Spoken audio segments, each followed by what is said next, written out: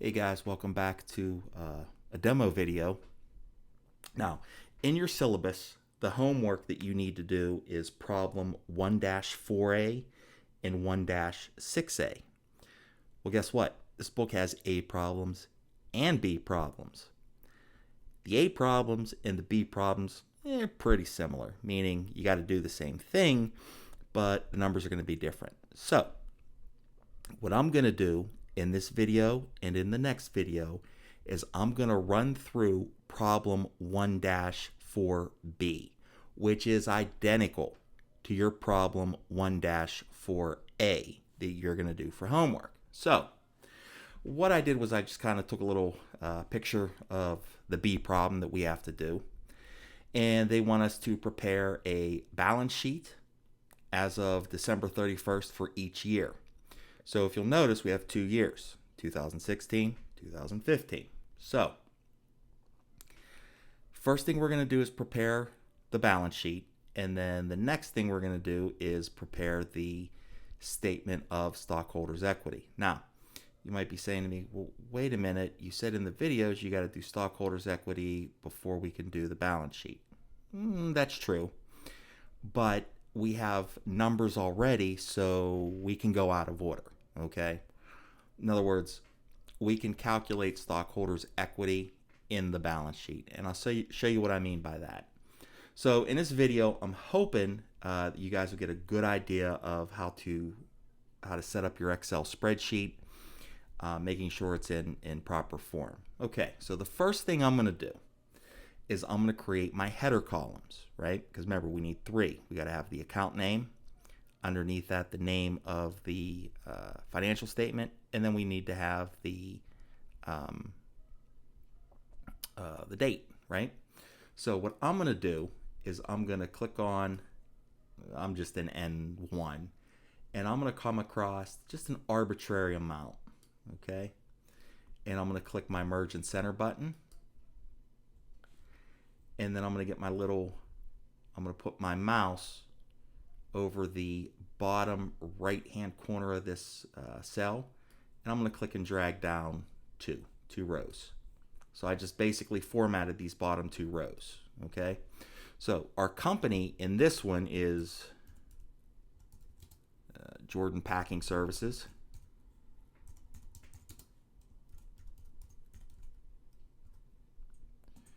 What we have here is a comparative balance sheet. I know it's comparative because we have 2 years, 16 and 15.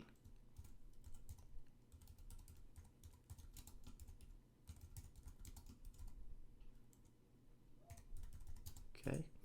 In the time frame that we're doing this is going to be as of December 31st,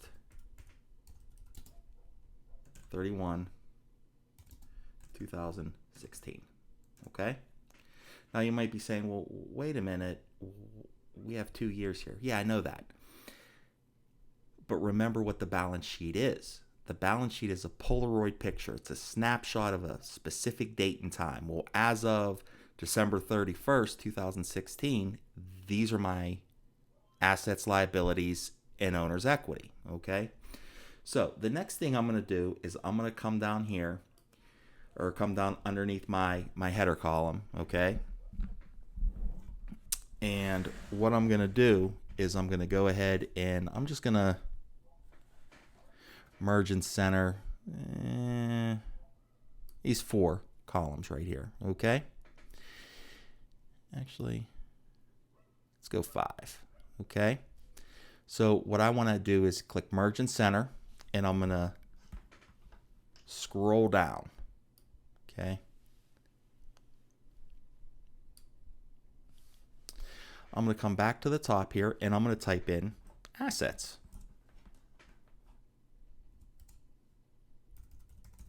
Because I'm going to start listing off all of my assets.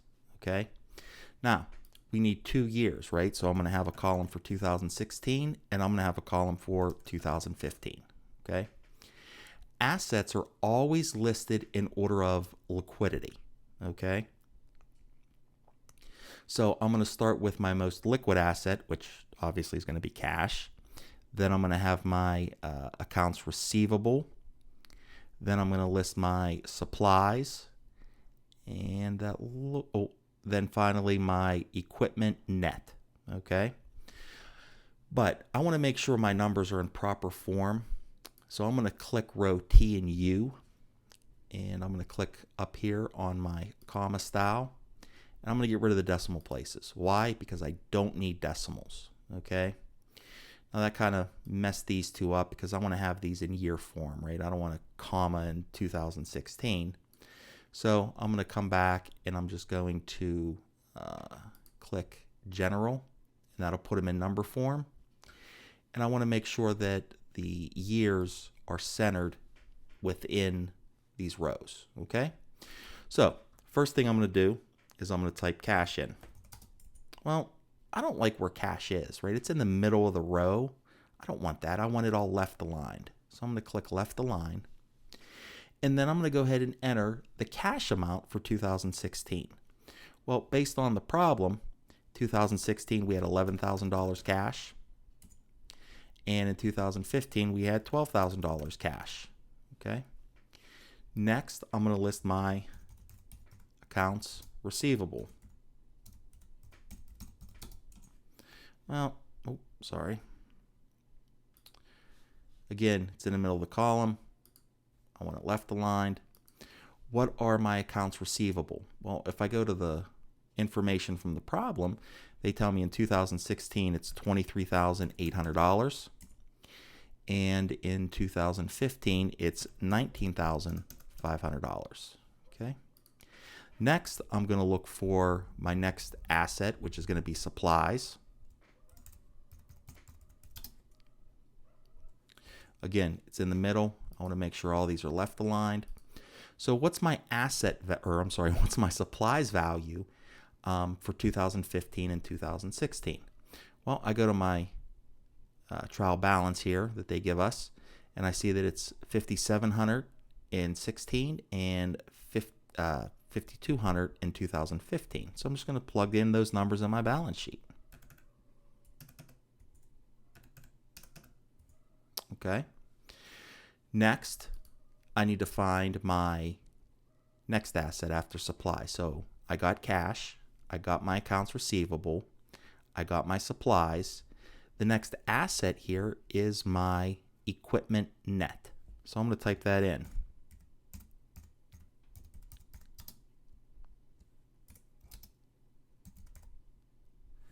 Again, I want to make sure it's left aligned.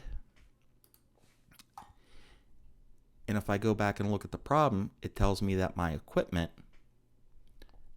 net was $33,000 in 2016, $28,000 in 2015. Okay, so I'm going to put it in my balance sheet.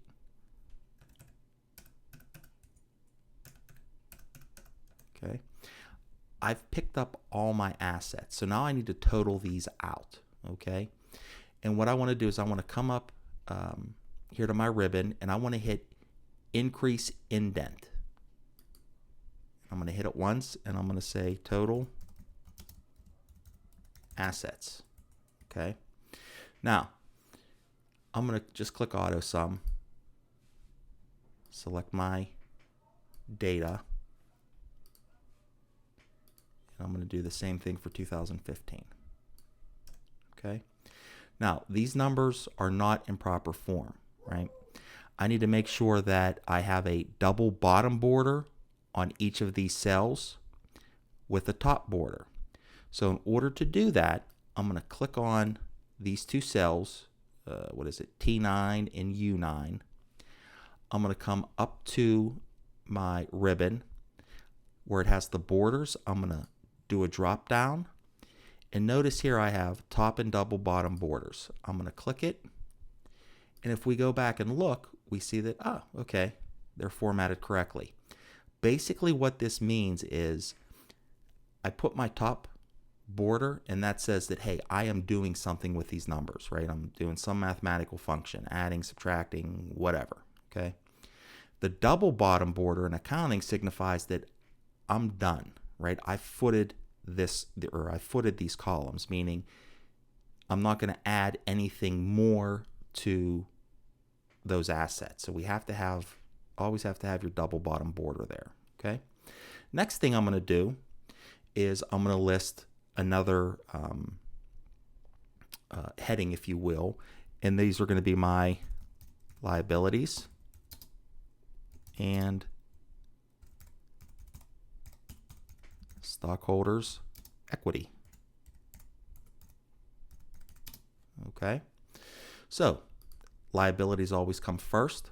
I'm going to go back to my problem and I'm going to say, okay, what liabilities do I have here? Well, I see that I have accounts payable and I have notes payable. So I'm going to list them again in order of, not order of liquidity this time. It's going to be the order in which they come due, right? Which one of these accounts is going to come due first? Well, chances are the accounts payable is. So I'm going to type in accounts payable. And I'm going to type in my values, $2,800 for 2016 and $2,600 for 2015. Now notice accounts payable, that's an account listing, right? I don't want it in the middle of the column. I want to make sure it's left aligned. I'm going to do the same thing for my notes payable. Okay. And I'm going to left align this. If I go back and look at my problem, I see that, or the data rather, I see that notes payable in this case for 2016 is $21,000 and $21,000. So notes payable did not change from 15 to 16. So I'm going to put in that data. I now need to add to figure out what my total liabilities are. In order to do that, I want to make sure that underneath total liabilities, I have a bottom border. To do that, I go back to my ribbon, I find the borders, I click bottom border, and notice what I have here, a double or a single underline. I'm going to go ahead and add these.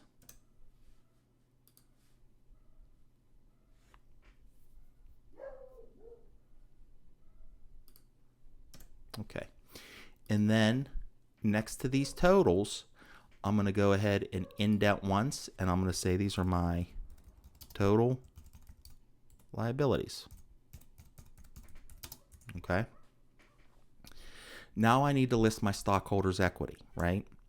Remember, stockholders' equity is made up of common stock, retained earnings. Okay, no problem. I can do that.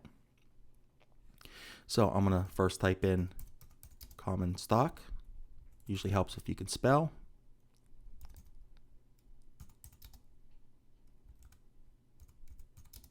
Okay. I want to make sure that these are in fact left aligned. And I'm going to type in my dollar amounts. Okay. Which is $6,000 for each year. Oh. Okay. Now I do my retained earnings. Right? Make sure it's left aligned. Okay. Now, the problem tells us that, hint, the increase in retained earnings is equal to the net income less dividends. Well, okay, yeah, that, right, I know that. But the problem here is that I don't have revenue or expenses. But I know something. I know that my balance sheet has to equal, right? It just has to, okay? So, work with me here. I'm going to come down below retained earnings. And I'm going to make sure the cell reference is left aligned. I'm going to indent once, and I'm going to say total liabilities and retained earnings. Okay. I know that for 2016, my liabilities plus my stockholders' equity has to equal my total assets. It has to, right? So I know at the end of the day that this total liabilities and retained earnings has to equal $73,500. Okay. Based on that, I can figure out what my retained earnings are. I say equals. I want to start off with the $73,500. I want to subtract out my total liabilities, and I want to subtract out my retained earnings. My total liabilities should be my retained earnings should be $62,600. Well, let's see if that's right.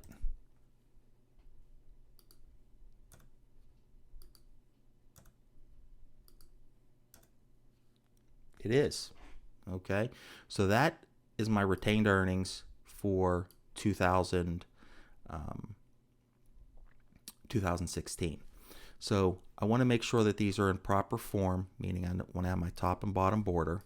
Okay, so we're going to do the same thing in 2015. What is my retained earnings? Well, very easy. I can start off with my $64,700 because that's what my assets have to equal. I'm going to subtract out my total liabilities. I'm going to subtract out my common stock. I get $5,400. Am I right? Not exactly sure. Let's add these up. Total liabilities plus common stock plus retained earnings gives me $64,700. So I'm good. My balance sheet balances. I have my retained earnings. Okay. So now what we need to do is do the statement of retained earnings. Well, we can do that, right? I'm going to move over just slightly. And what I'm going to do is I'm going to copy and paste my header that I have here, okay? And what I'm going to do is go ahead and paste this in. So I now have properly formatted my statement of owner's equity. I just need to change it a little bit, right? This is not a comparative balance sheet anymore. This is a statement of owner's equity. Date's still the same, but we're going to set this up a little differently, right? Because I have 2 years of information, right? I have 2015 and I have 2016, okay? So I know the first thing I need to have, and again, I'm just going to merge and center these two columns. Again, the reason why I'm doing this is just to make everything look nice and neat.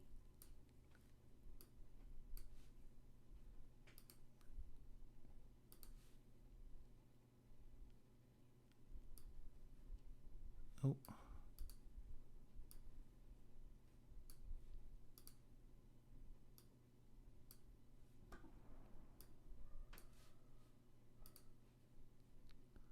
Okay. All right. So in 2015, I had common stock.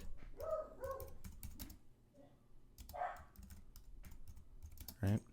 My total common stock for 2015 was $6,000, and it was the same thing for 2016. Right. Didn't change. I don't like these numbers, meaning the way they're formatted, so I want to make sure I put in my commas and get rid of my decimal places, okay? So I know for a fact that my retained earnings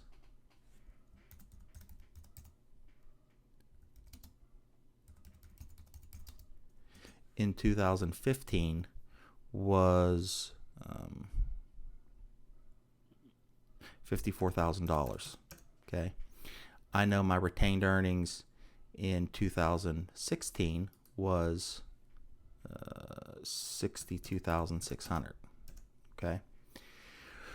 Remember, how do we calculate retained earnings? Well, it's net income plus, we start off with the beginning retained earnings. To that, we add net income, and then we subtract out any dividends. Okay. So let's look at 2015, right? 2015, did we pay any dividends? Well, no, we didn't pay any dividends in 2015, right? But I know that I need to find out my retained earnings. Well, I already found that out, right? So basically what we need to do is figure out what is the retained earnings, okay? So we know that retained earnings is equal to net income less any dividends, okay? So in 2015, did I pay any dividends? Nope, did not, okay? But I know that my net income is retained earnings minus dividends, right? So I have none. So there has to be the net income of 2000, or sorry, the net income from 2015 has to be, you know what, I apologize. Let me come back to this in another video so I can shut my dogs up. Totally apologize.